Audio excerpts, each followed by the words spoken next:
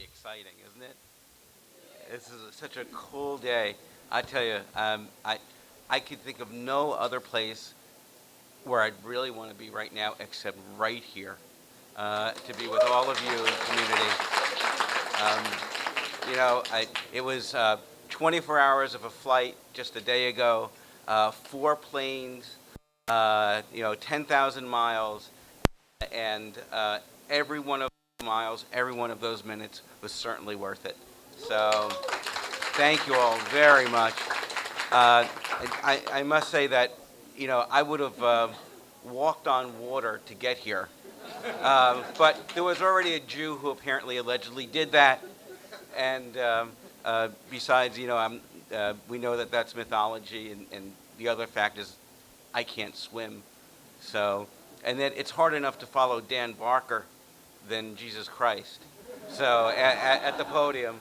So, but I do thank everyone. And let me see. Oh, could you turn the... I'm an academic, and every presentation has to have a PowerPoint when you're an academic. So, but I am really delighted to be with you, and just a couple of words of thanks, certainly to Marissa Torres Langseth, who, yeah, you can applaud. That's good. Really, her tractor beam of a smile. Really sort of was one of the things that really pulled me here. We were at a New York City atheist meeting probably September or October last year, and Marissa, the divine Miss M, as I like to call her, said, so would you like to come to PATAS and speak at our group? And I'm like, sure, excited. And then I realized, wait, I'm going to the Philippines. And I'm really glad I made that decision, and I really am glad to be with you. So thank you. I also want to thank the organizing committee, and I hope I have the right photo. That's the miracle of the internet. It can be truthful. It cannot be truthful. I'm a librarian as well as a professor of anthropology, so I'm very skeptical sometimes with the web. And lastly, I want to thank my own semi-band of radical atheists from Manhattan, the New York City atheists. A city, like sadly so many cities, has seen the results of terrible religious violence on a massive scale. But I'm here to personally become part of your community.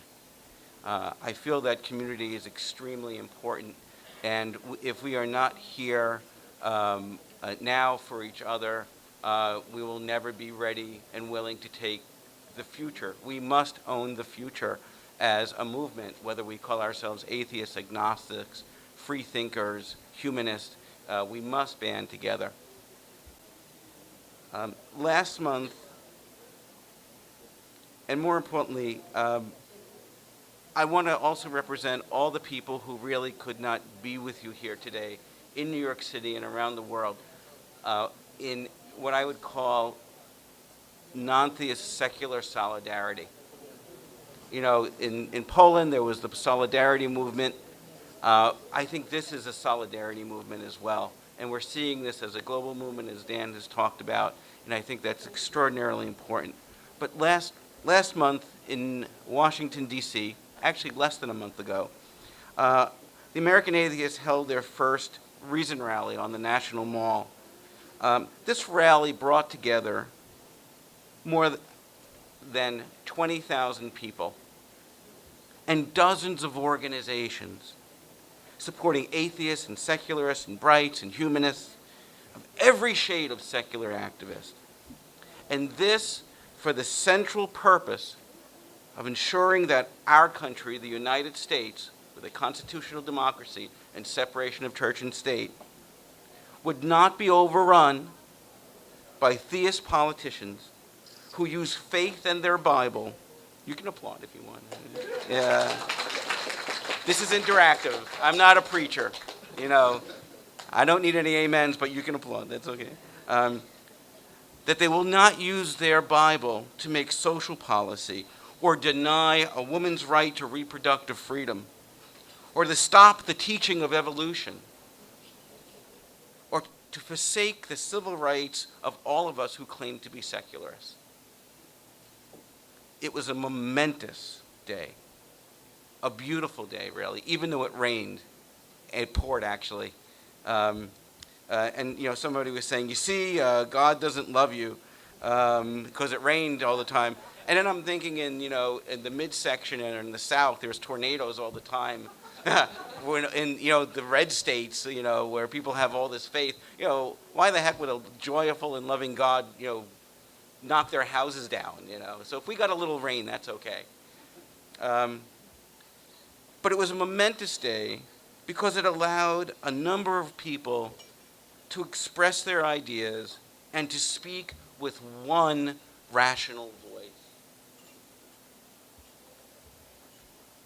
And so while sometimes it seems as though we're all on a separate train because we all have different ideas and we all have different abilities and we all belong to different organizations, the reality is they were all arriving in the same station.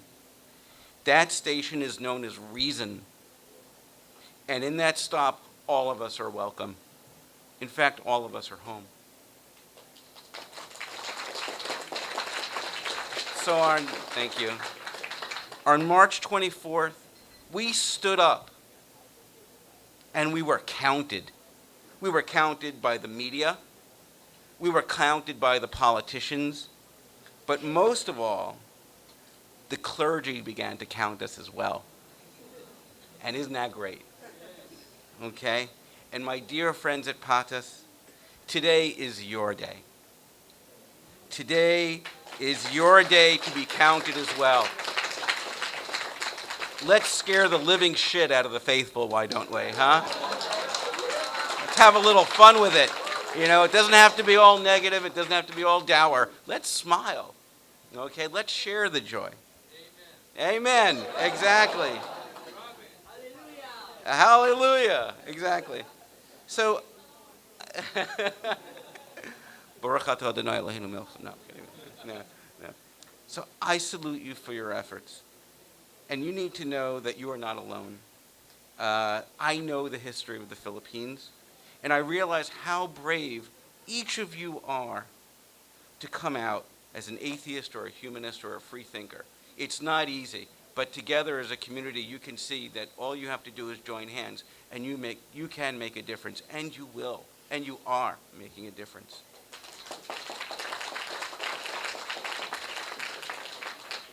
There are many people, many people who will try to define our movement. They'll say that we atheists, we don't like religion, right? We're angry, as Tanya was saying.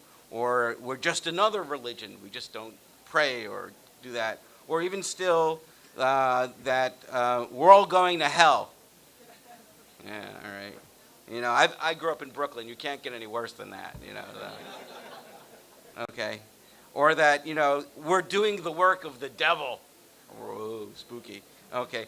But that is always the faithful way of creating a negative message. It's a message of division, and it's a message of us versus them. That's something organized religion has been doing for thousands of years. They want to define and divide humans from other humans. Don't be fooled by the idea of religion as hope, because it isn't. So my response is always really that we should respond from our side with joy. I think joy is a beautiful thing. If I'm asked if I'm saved, I always joyfully say, yes. I'm sorry, I lost my place there. I'm saved. I'm saved from the dogma and the subjectivity of your and every religion on the planet.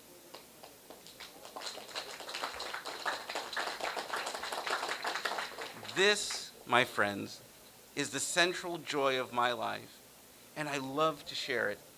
I share it because I believe what all of you in this room already know. Our cause is so wonderful. It is not meant to embarrass or intimidate those who believe in God. Ours is a movement of nonviolence, and we are not bullies. But you should know that the reasons for our secularism, or humanism, or atheism, is really about personal and social peace, and justice, and morality, and goodness. We can also acknowledge that there are smart people who believe in God. But learning from a religious person who is smart doesn't mean that we cannot compartmentalize their intelligence and their ideas and their humanity while at the same time excluding their faith. All we ask is that we have the same, or we're given the same level of respect, that the subjective moral values do not become law, and that we are allowed to live a secular life with prosperity and dignity and freedom. As atheists, to live a skeptical life, I could use some water myself, if anybody, requires evidence of truth. It does not take the word of any authority without proof or the validation of data. Anything else would be dishonest. From the moment a religious person or politician places his or her faith into action or law, or uses that to guide their moral conduct, the other two, no matter how emphatic or earnest the speaker, thank you, or philosophically ardent, is just nothing more than stating an opinion. This means we must demand to be heard as equals. We must also act as equals within our own secular movement, that our morality and our philosophy are in the forefront of our deeds and our politics and our actions. After all, what is fair for one must be fair for all. And each of you should stand really tall and proud for speaking up and for organizing and participating today. You've already crossed the first and most difficult chapter of this book. Okay, you've written it. And what you've done is you've created a community of shared value and beliefs. And for that, I salute each and every one of you here.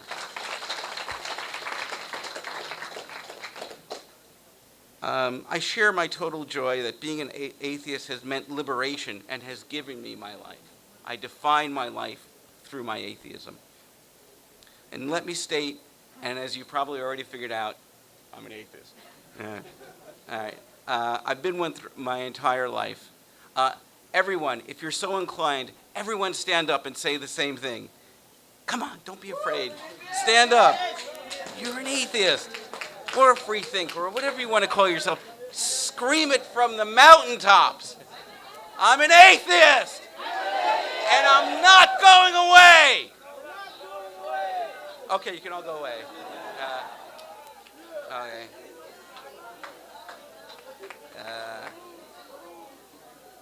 I've been a non-believer since I was 8 years old, and through the decades of my life, I have not witnessed a single miracle or act of an almighty God that would change my beliefs. I am proud of my atheism, and I have never disappointed because of it. So I say, dear universe, thank you for allowing me to live an evidence-based life. Yeah, I like that too. So perhaps some of you have already shared my joyful truths. Perhaps you have articulated them to others. No matter how you do this thing that we call atheism or free thinking or humanism, it's all good and it's all cool. So let me share with you my joys.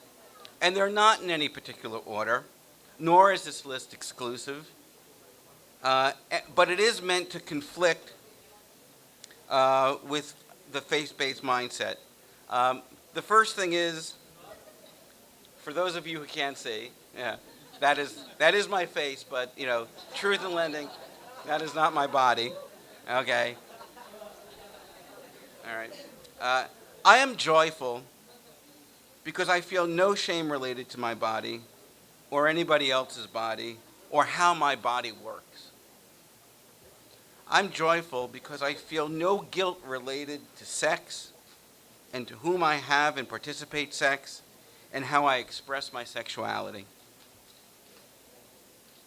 I am straight, but I am proud of my gay and lesbian friends and those in the LGBTQ community who have come out.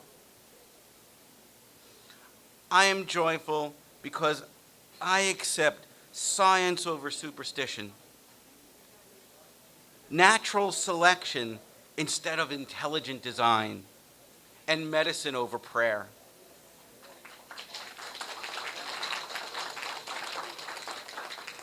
I am joyful because I do not bend my knee or bow my head to any authority which does not deserve and has not earned that authority over my life or my well-being. I'm joyful because I support a secular culture that does not use biblical law to arrest women for morality crimes just because they run away from abusive relationships.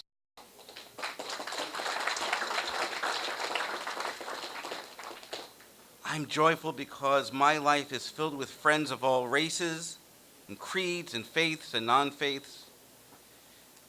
I don't choose people in my life because we happen to believe in the same magical or imaginary being in the sky.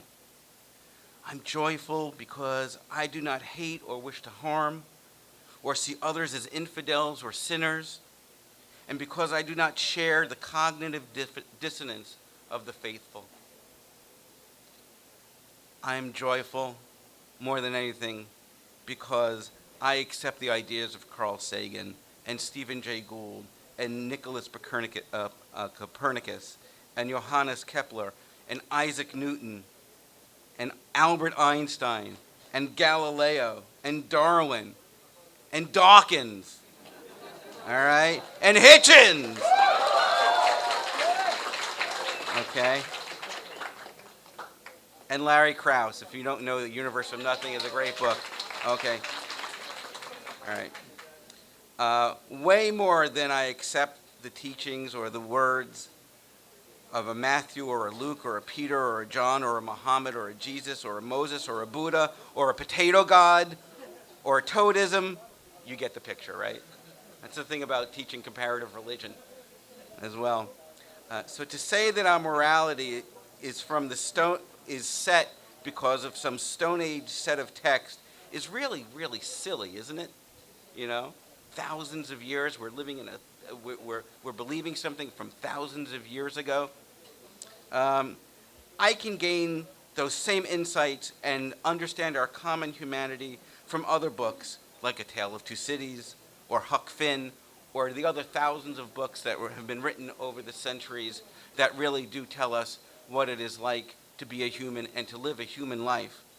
But the difference is, and I believe it was Hitchens who said, is that nobody ever started a war or strapped a bomb to themselves because of their interpretation of Huck Finn.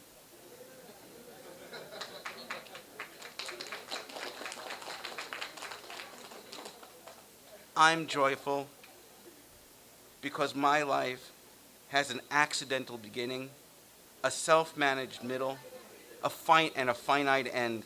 And the end does not frighten me, not in the least bit. Knowing this makes me want to spend every moment involved, connected, making this time on the planet for me as special as possible. I know also that I can be an atheist without needing to be a Marxist. Yes, you can make a living, all right? You know, the money from the UK. Although in my own country, why we need to put God, in God we trust on everything, still shocks me. And the fact that our Pledge of Allegiance, Pledge of Illusion, maybe that's better, is really very disconcerting.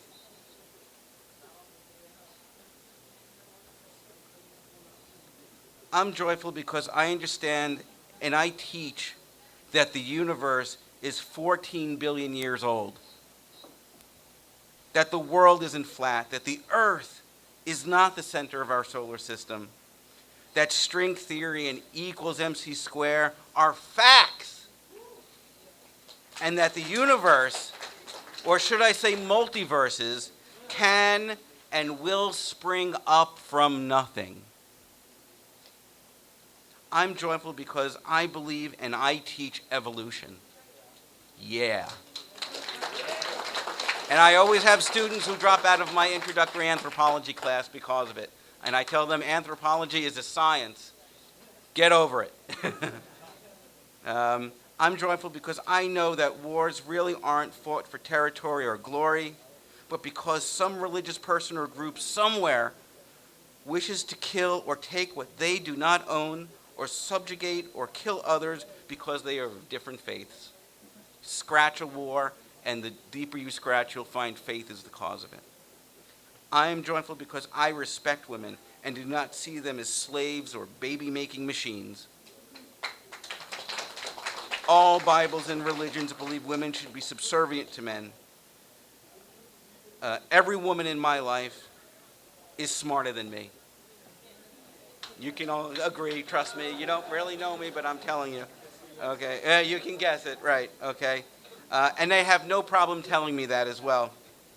I love atheism because my life is perfect just the way it is, and I don't need to be saved. I don't need to be saved, or no matter how much someone wishes to save that non-existent soul, and I realize that the idea and the concept of being saved is usually done by an intellectual fascist or an imperialist, regardless of their intentions, that the idea of being saved is a form of imperialism. I am joyful because I accept all religions, as mythologies and equally subjective and non-literal and make-believe, as they are an ancient and unscientific way of explaining the world. But mostly, I love atheism because I'm a divorced dad who has two beautiful daughters, whom I deeply love, and for whom I want to make the world a better place. This so they can live in a society that is kinder and will provide both emotional and physical security well after I'm gone. They're both now young women. My oldest one is about to go off to college. And I'm happy to say to you today they are both atheists. They're following in their dad's footsteps, much to the chagrin of my ex-wife. Yay, I win. You got the house, but I got the kids. Yeah. All right.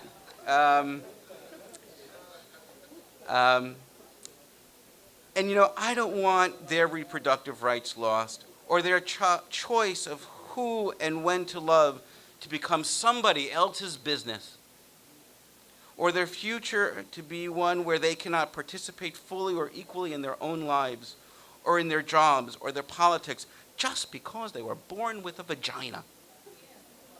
What gives with that? That's why, you know, men wrote the Bible, right? I mean, it's that simple, right? I'm joyful because I know that when I speak to groups or live my life, that perhaps in some way I will make the world a better place, especially for those young people and women who are right now being persecuted, and it's happening right now every second of every day, who are being persecuted or mutilated or abused because of some religious dogma of their family or their community or their nation. So we should all be cognizant of that. So I ask each of you here to spread the joy of atheism. Each of us has an obligation to stand up, to come out, to be counted, to share and acknowledge the joy and freedom of our lives because we are atheists or humanists or free thinkers. And each of us also has an obligation to stand up, to come out, to be counted on, and to share and acknowledge, to confront the bigotry and the prejudice from those who would use their faith to harm others or prevent another from enjoying the human and civil rights which we have bestowed on ourselves just by being human. Goodness does not need to come from accepting God or following a religious faith or path. We here at PATAS and the Reason Rally and beyond are living proof that we can do our work and our actions and that we can be good without. Make my day. Thank you. We work as parents, as teachers. We work for NGOs. We work as therapists or bank tellers or nurses or social workers or lawyers. The positions and the roles, they go on and on and on. We're out there. Non-theists are a living, breathing, growing community, and we are not going away. We're getting stronger. And God damn it, remember, I will blasphemy once in a while. In fact, I live my life through a blasphemous point of view. Actual goodness and joy comes from being free of God and faith. Not because you have faith or God in your life. As atheists, we move forward because we trust ourselves and optimistically trust others. Some might call this faith, but even if we use that word, if we co-opt that word, the question is, what is it that we have faith in that matters most? I trust a faith in oneself, deflected from a spiritual guide or a religious center, but one with strength to be focused on oneself and others to bring joy. I trust a faith that promotes equal rights to others, rather than waiting to have them granted and created by a God to help guide our thoughts or our actions, or to allegedly help us when we're in trouble. Prayer and religious faith are forms of scapegoatism. If our prayers are not answered, we're told not to question the ways of the Lord. If for some reason they are answered, then we're told it was God's will to help you. The idea that one cannot be strong or self-reliant because God has made us a certain way or has a plan which only the deity knows and will not share is not only a form of evil, but it's just purely ridiculous. Such a philosophy promotes slavery, as Dan, you were saying, and dependence, and it really is void of justice and goodness, or allows us to act as quote-unquote his messenger and as a vessel of violence or subjective division or divisive action. I can and I will be strong, and I am free of the chains of religious faith, and I have placed that faith and reason in humanity. Therefore, I am liberated. All of you are. Religious faith, it's okay, you can, will always lead to oppression, control, and pain. Atheism always equals freedom and discovery. Keep your brains and your mind open. Finally, please remember that it is not our choice to give in to despair when times are tough. Leave that to those who fear the end, not who are uplifted by the possibilities of the future without a God. Our job and our joy as atheists is to help people realize that life is not empty or devoid of meaning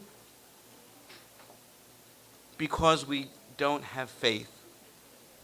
It is because we use rationality and reason that gives us compassion and the ability to do charity and the real ability to examine our lives and the meaning of it.